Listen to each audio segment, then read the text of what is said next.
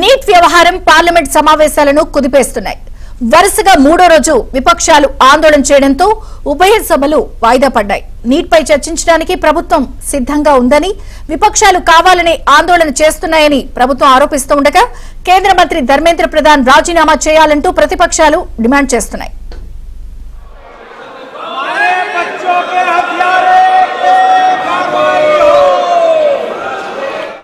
Parliament సమావేశాల్లో వాయిదాల పర్వం కొనసాగుతూనే ఉంది. నీట్ ఎగ్జామ్లో అవకతవకలు, కేంద్ర మంత్రి ధర్మేంద్ర ప్రధాన్ రాజీనామా చేయాలంటూ ప్రతిపక్ష ఎంపీల ఆందోళనలు ఉభయ సభల్లో కొనసాగుతూనే ఉన్నాయి.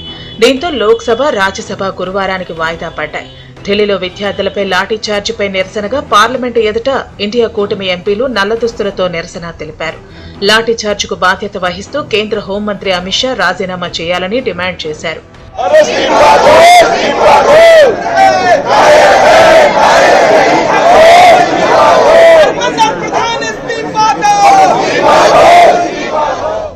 నీట్ పేపర్ లీక్ వ్యవహారంపై చర్చించేందుకు కేంద్ర ప్రభుత్వం పూర్తిగా సిద్ధంగా ఉందని పార్లమెంటరీ వ్యవహారాల శాఖ మంత్రి కిరణ్ రిజిజు లోక్సభలో స్పష్టం చేశారు.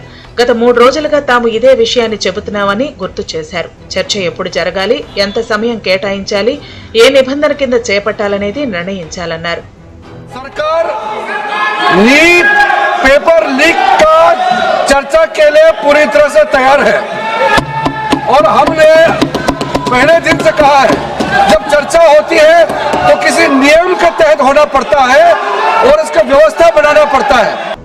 నీట్ పేపర్ లీక్, యువత నిరసనల అణిచివేతపై తాను మాట్లాడేందుకు అనుమతించకపోవడంపై సమాజ్వాదీ పార్టీ అధినేత అఖిలేష్ యాదవ్ తీవ్ర ఆగ్రహం వ్యక్తం చేశారు. నీట్ అంశంలో కేంద్ర ప్రభుత్వం, కాంగ్రెస్ మధ్య అవగాహన కుదిరిందా అంటూ ప్రశ్నించారు. దీంతో సభలో కొద్దిసేపు గందరగోళం నెలకొంది. ఈ ముద్దా युवाओं और छात्र नौजवानों का है. आपने इनको बुलवा दिया क्या? समझौता कर लिया आपने क्या? आपने क्यों नहीं बोलने दिया हमें? కేంద్ర ప్రభుత్వం నియంతలా వ్యవహరిస్తోందని ఏఐసీసీ అధ్యక్షుడు మల్లికార్జున ఖర్గే మండిపడ్డారు. ఎంపీలను గౌరవించదని, నిబంధనల ప్రకారం నిరసన తెలిపేవారిని కూడా వేధిస్తోందని ఆరోపించారు. బీజేపీ, ఆర్ఎస్ఎస్ వాలంటీర్లు బ్యాడ్జీలు లేకుండా పోలీసుల మధ్య పనిచేశారని ఆరోపించారు. విద్యార్థులను, కాంగ్రెస్ నాయకులను పరోక్షంగా భయభ్రాంతులకు గురిచేయటమే వారి పనని విమర్శించారు. ये काम भी वो इनडायरेक्टली करते हैं. राहुल गांधी जी को किए, प्रियंका जी को किए और बहुत से स्टूडेंट्स को तो उन्होंने किया ही किया. लेकिन हमारे जो बड़े नेता हैं उनको कुचलने की कोशिश अगर आप करेंगे, फिर लाखों में लोग उठेंगे. फिर उस वक्त तुम कंट्रोल नहीं कर पाएंगे और हम डरने वाले लोग नहीं हैं. రాహుల్ గాంధీ, మమతా బెనర్జీ అర్బన్ నక్సల్స్ అంటూ కేంద్ర మంత్రి గిరిరాజా సింగ్ ఆరోపించారు. ప్రధాని నివాసం దగ్గర రాహుల్ నిరసన చేపట్టడం అత్యంత బాధ్యతారహితమైన చర్య అని గిరిరాజ్ సింగ్ ఆగ్రహం వ్యక్తం చేశారు. ఒకవేళ అవాంఛనీయ ఘటనలు జరిగి ఉంటే ఎలాంటి పరిణామాలు తలెత్తేవని ప్రశ్నించారు.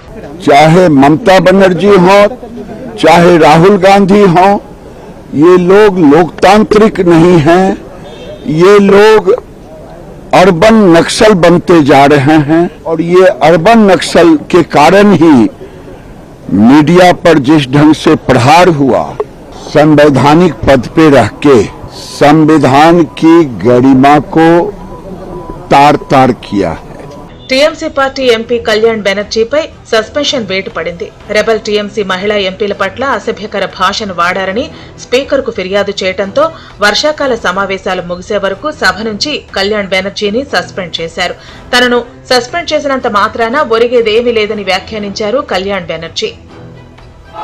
श्री कल्याण बनर्जी का इस सभा के सदस्य का सत्र की शेष अवधि के लिए सभा की सेवा में निलंबित किया जाए. वे तत्काल सभा के परिसर से बाहर चले जाएं. నీట్ పై చర్చలకు ప్రభుత్వం అంగీకరించిన నేపథ్యంలో కేంద్ర విద్యాశాఖ మంత్రి ధర్మేంద్ర ప్రధాన్ లోక్సభ స్పీకర్ ఓం బిర్లాను కలిశారు. చర్చకు సంబంధించిన నిబంధనలు, తేదీ, సమయ వ్యవధిని నిర్ణయించేందుకు అఖిలపక్ష సమావేశాన్ని ఏర్పాటు చేయాలని ప్రభుత్వం స్పీకర్ను కోరింది. अब आपके आपस के विवाद को मैं सीट पे बैठ के नहीं मिटा सकता.